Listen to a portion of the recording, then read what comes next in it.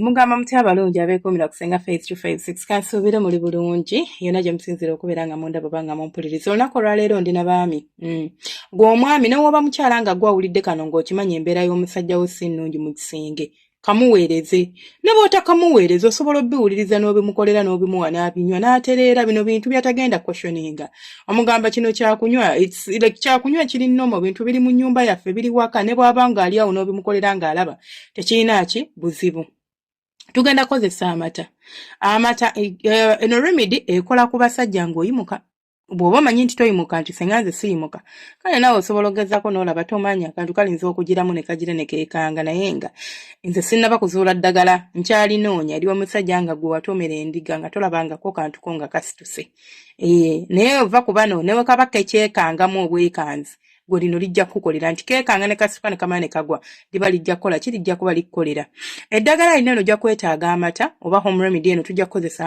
amata galimu ekirungo kye tuyita lactose containinga kye tuyita carbohydrate oba nakyo carbohydrates ne fats ebikuyambako okubeera nga ofuna kye tuyita slow burn energy source nti amaanyi go tegagenda kubeera processed speed nedda gagenda kubeera nga gatambula mpola ate nga togenda kubeera ng'oggwamu amaanyi mangu ng'oli mu nsonga z'okugira nabagamba ekimu ku kireetera omuntu okubeera ng'akoowa oba ng'agwa kuggwamu maanyi akantu ne kakoowa ng'omubiri tegukyasobola kupuushinga tegukyasobola kweyongerayo na kikolwa ky'oli kukola ekirala amata gagenda kuyambako okubeera nga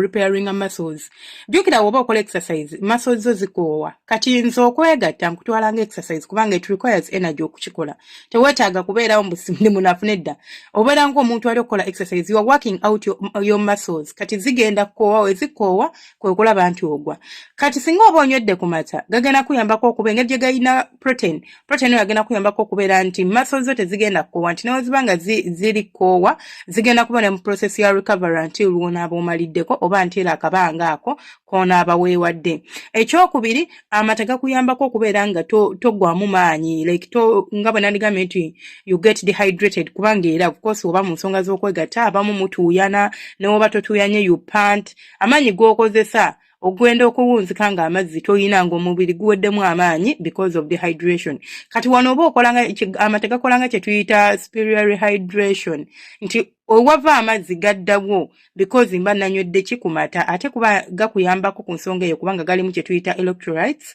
omuli calcium containing potassium ne sodium bino byonna bikolanga ekirungo ekisobola okuyambako okubeera nga togenda kuggwamu maanyi oba nga togenda kubeera ng'owulira ng'omuntu ennyonta gweruma so gagenda kuba gakukolera ekirala kyolina okubeera ng'omanya obanga otegera ku mata bw'oba okooye nabagamba ekimu ku kisuula akantu fatigue bukoowu n'ova ku mulimu ng'okooye oba n'ova ennywa gyonna gy'ogenze ng'okooye whenever you are fatigued tosobola kubeera ng'otambulako olugendo oluwera ogenda kwesanga akantu ko kagwa mangu kati ojja kwetaaga okunywa ku mata gano ng'ogagasembye ngenda okugamba amata gano gagenda kuyambako olw'ensonga nti togenda kubeera ng'okoowa mangu olw'okuba nti containing nutrients omuli vitamin B ekuyambako converting emmere mu maanyi like it converts food to energy nobeera ng'olina amaanyi ng'omubiri gwo tegukoowa ng'era we nabagambye whenever wowulira ng'okooye of course n'akantu kabeera kagenda kukola kikugwa so gagenda kuyambako okusustaining embeera yo ng'oli mu nsonga z'okwegatta n'ekyakyo osobola okubeera ng'omanya amata gakuyambako okukola ku kye tuyita optimal muscle function like electrolytes ezisangibwa mu mata zenayogeddekokko emabegaawo omuli calcium omuli gundi omuli potassium bikuyambako okubeera nga bikuyambako kubanga togenda funa cramps omanyi nga bano abantu ababeera mu nsonga z'okwegatta n'ogamba nfunye masopuulu n'ogamba simanya wano wannuma simanya mpulira wano batya togenda funa cramps ezo olw'ensonga nti engeri gye galimu potassium ne calcium bigenda kuyambako okubeera nga like muscles zo zicontractinga bulungi ate nga ne nerves zo ziri conducted bulungi titogenda kubeera ng'ofuna obuzibu obwo then n'ekirala kyolina okumanya amata gakuyambako okubeera nga munnange gakuyambako ku kye tuyita immune system support engeri gye galimu potassium galimu protein galimu zinc galimu vitamin A tulinamu vitamin D gagenda kuyambako okubeera ng'omubiri gwo mugumu twekituuka ku nsonga zineeno ez'okuba nga weegatta buli lunaku okwegatta kitwale ng'omuntu akola exercise buli lunaku it's an activity you carry on every day omubiri gwo tegugenda kubeera weak because your immune system is heavy and heavily guarded, ogenda kubeera nga ensonga ezo zitambuza bulungi nnyo. Ekirungo ekyokubiri kye tugenda okwetaaga, tugenda kwetaaga amenvu. Amenvu ekika kye twetaaga tugenda kwetaaga bbogoya ne bw'onfunira eryenvu limu, ekikopo ky'amata ojja kufuna kimu, eryenvu ne bw'ofuna limu, ne bw'ofuna abiri, it is okay. It's something you are going to drink biggweewo, tokuba byotagenda kumalawo. Ojja kwetaaga eryenvu limu oba abiri. Eryengedde obulungi, amenvu ganeno galimu munange tuli. Waliba teryengedde bulungi, terigenda kujjayo ky'oyagala. So tujja kwetaaga eryenvu eryengedde obulungi. Eryenvu likola nga bw'olaba energy booster oba sigenda nagamba energy booster. Eryenvu likuyambako okusustaininga amaanyi go n'obeera nga tokoowa oba nga toggwamu maanyi. Nga bwe nandigambye nti omuntu anywedde ka rock boom, abadde awule like obadde okay n'onywa ka rock boom n'obeera clear n'obeera ng'osobalizing up. Ligenda kuyambako ku nsonga eyo, n'ekyo eryenvu ligenda kuyambako era nabyo ku muscle cramps wekisigenda kuddayo mabega kubanga liyina electrolytes ne potassium, ebyo nabyogeddeko wali eri mu mata. N'ekirala eryenvu ligenda kuyambako okubeera nga recoveringa. Mwana ddala mu abasajja bagamba nti nze singa okudda engulu kizibu wemaliriza okugira ndwawo, eryenvu jaddyetaaga. Eryenvu ojjadyetaaga ligenda kuba likuyambirako ddala ku nsonga eyo. Then n'ekirala ogenda kuba nga like togenda kufuna inflammation kubanga likuyambako okureducing inflammation which can happen ng'oli mu nsonga z'okwegatta. Inflammation kubeera nga kwokerera oba bwekyo bw'oninza kinnyonnyola. Bigenda kuyambako obeere nga togenda kubeera ng'okola ki? Ng'oggwamu amaanyi mu nsonga eyo oba ng'ofuna ekizibu ekyo kigenda okubeera nga kikusumbuwa.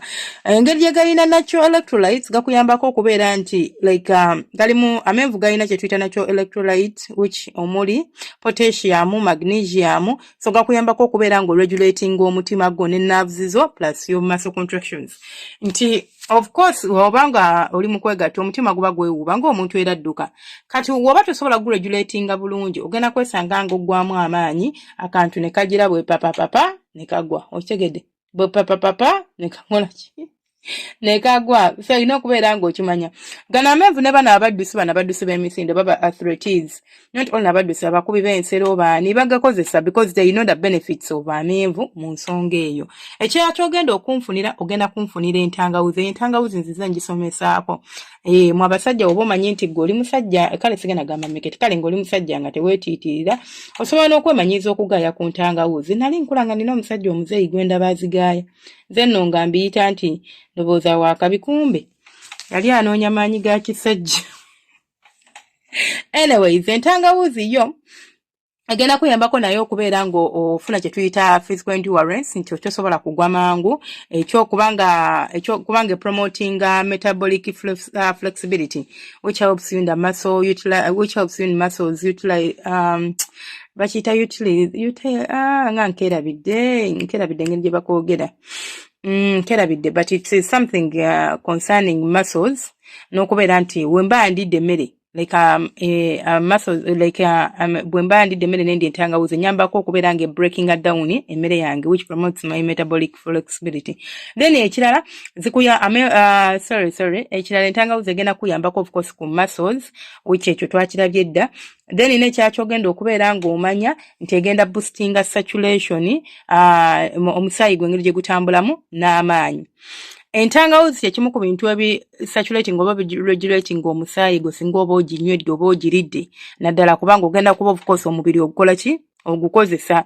Bw'oba toli gukozesa of course nothing happens but if omubiri gwe guli at work ojja kwetaaga ebintu bino eno. Entangawuzi egenda kuyambako oku increasing blood flow, oxygen delivery to organs.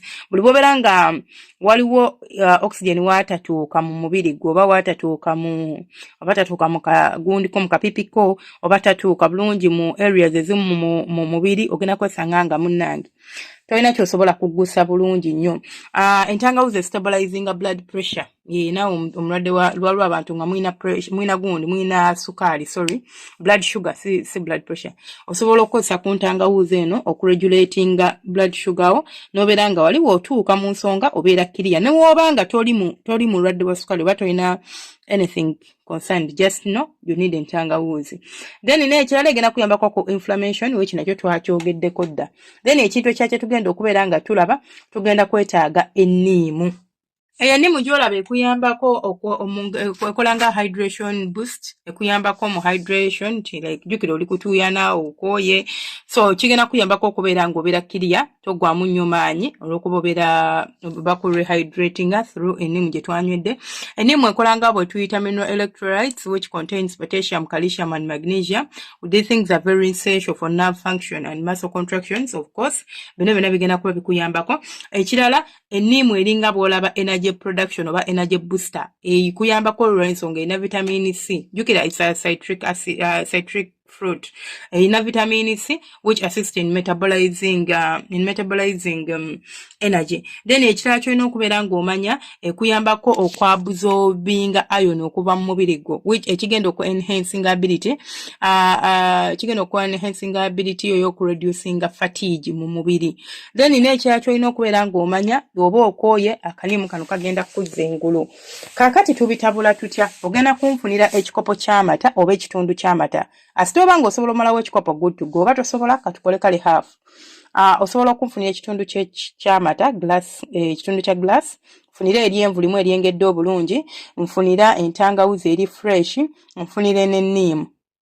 Kwata eryenvu lino liteeke mu blender, yiwamu amata agaffe gali, teekamu entangawuzi, preferably gy'olaba nti emala, oba kitundu kyayo kimala, oba gy'olaba nti ekumala. Bikube, onteremu n'akabisi k'enjuki by the way. Just to sweeten up the stuff. Woba osobola obinywa without okuteekamu omubisi, it's okay. Woba osobola kuba n'omubisi mulungi by the way. Era abasajja abafumbo muyina okuba n'omubisi, nammwe abakyala naye gusinga kuba gwa basajja. Woba onaatera ogenda okusabula omaze okulya, nywayoko ku gundi egiikemu ey'omubisi ejja kukolera wonders. Kati omubisi guno eno oguteekamu n'obikuba mu blender n'obinywanga juice oba n'obinywanga ekishake, milk shake. Bw'oba toyina blender, kwata eryenvu lyaffe oligrating oba manyi olinyugeenyige oligotegote n'ejjiiko oba ne fork. Bw'omala obigotagotta, oba oyina entangawuzi ojja gikwata ogigrating, oba oyina kagrate ogyemu juice waayo kati omuteekemu. Bw'oba oyina powder gw'oba okozesa, naye preferably juice kubanga powder alinza okulema okunywa. Then bw'omala okubintabulira bulungi nnyo, nteeramu enniimu, kamuliramu just egundi ekitundu ky'enniimu emu. N'emubiri eri twataddemu ekitundu ky'enniimu. Then tabulamu amata ago, teekamuko ku mubisi gw'enjuki nywa. Ogenda kulaba wonders. Ekiro ogenda kusituka ne mukazi we yeewuunye. Dakiika ozitambula eziwera. Mulekerawo okugwira munnabunnya. Biswaza. Bannange. Bw'omanya omuntu nga yakwesunze kuva dda n'ojja n'olyoka otandika okuzannyirayo obuzannyizi bw'alinza okuwulira obusungu. Awulira nga tekiggwa.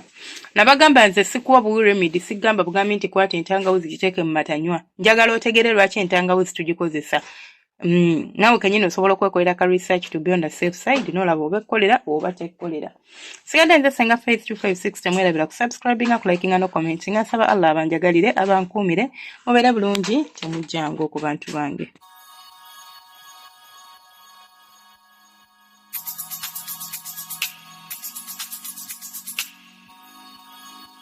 Yeah.